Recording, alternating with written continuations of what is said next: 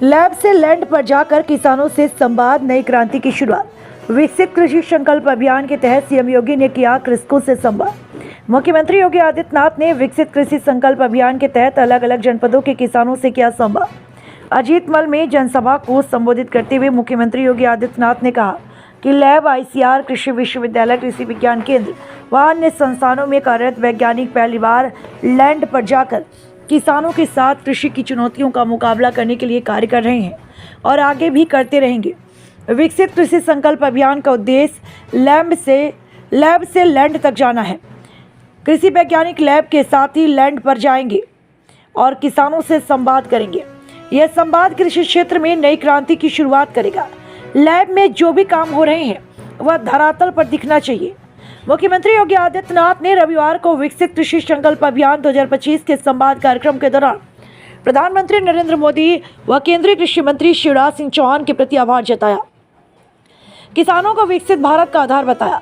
मुख्यमंत्री ने कहा कि विकसित भारत की परिकल्पना को साकार करने के लिए पीएम मोदी ने जो विजन दिया है, कृषि उसकी आधारशिला बनेगी।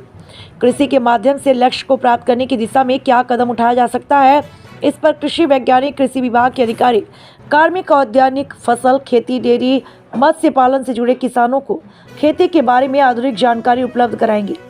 इस अभिनव पहल के तहत वैज्ञानिक क्लाइमेटिक जोन को देखेंगे और किसानों को बीज व वैरायटी का प्रोडक्शन पर क्या असर पड़ता है, इसकी भी जानकारी उपलब्ध कराएंगे। मुख्यमंत्री ने कहा कि 8 वर्ष के अंदर यूपी में डबल इंजन सरकार ने किसानों के जीवन में परिवर्तन लाने के अभियान को अपने हाथों में लिया।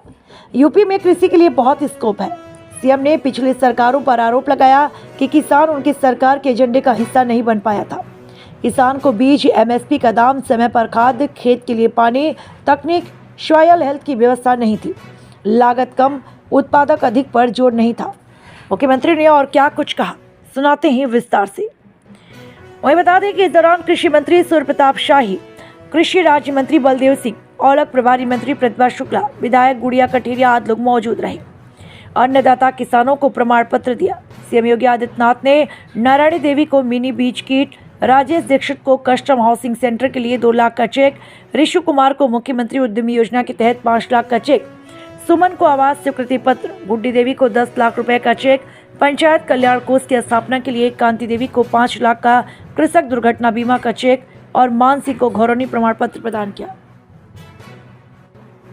के अंदर इंफ्रास्ट्रक्चर आज वर्ल्ड क्लास का बना है।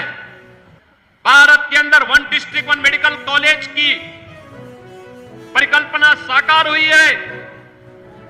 क्या गांव हो, क्या गरीब, क्या किसान हो, क्या मजदूर, क्या वंचित हो, दलित हो, पिछड़ा हो, सबके हितों को संरक्षण करते हुए प्रधानमंत्री मोदी जी के नेतृत्व में आज एक नया भारत विरासत और विकास की इस यात्रा को अनवरत आगे बढ़ाने का काम कर रहा है। और विरासत और विकास का यह क्रम विकसित भारत की परिकल्पना को साकार करने के लिए आप सबका आह्वान कर रहा है। आने वाली पीढ़ी को हम बोल सकेंगे कि देखिए, हमने मोदी जी के इस कालखंड में उनके नेतृत्व में कार्य किया है। इसका परिणाम है कि आपके जीवन में खुशहाली है। उस खुशहाली के लिए हम सबको लग के काम करना होगा। मैं औरैया वासियों को इस बात के लिए आश्वस्त करता हूं, आप कार्य करिए, डबल इंजन की सरकार को अपना आशीर्वाद दीजिए।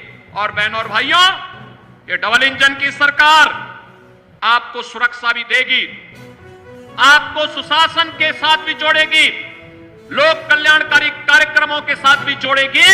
अन्नदाता किसान हो या नौजवान, बेटी हो या व्यापारी, सबके संरक्षण के लिए ये डबल इंजन की सरकार पूरी प्रतिबद्धता के साथ कार्य करेगी।